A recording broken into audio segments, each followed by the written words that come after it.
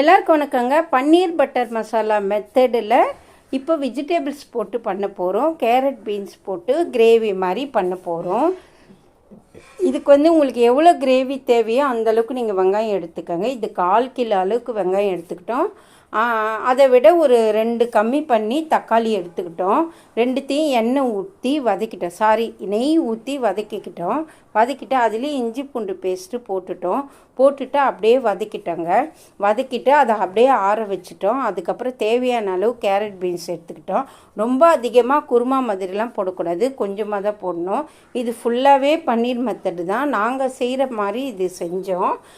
அதுக்கப்புறம் அந்த கேரட் பீன்ஸை ஒரு விசில் வானல் இது குக்கரில் வச்சு ஒரு விசில் விட்டுட்டு அப்படியே எடுத்து வச்சுக்கோங்க. இந்த ஆற வச்சதை அரைச்சிக்கோங்க.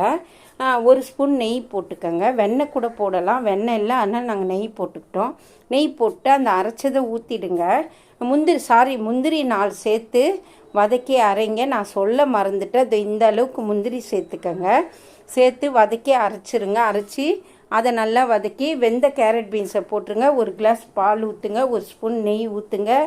நெய் ஊற்றி நல்லா வதக்கிட்டே இருங்க. லாஸ்ட்டாக கஸ்தூரி மெட்டி போட்டு சாஸ் ஊற்றி நல்லா கிளறி இறக்குங்க. அதுக்கப்புறம் ஆப்பம் தேங்காய் பால் செஞ்சாங்க.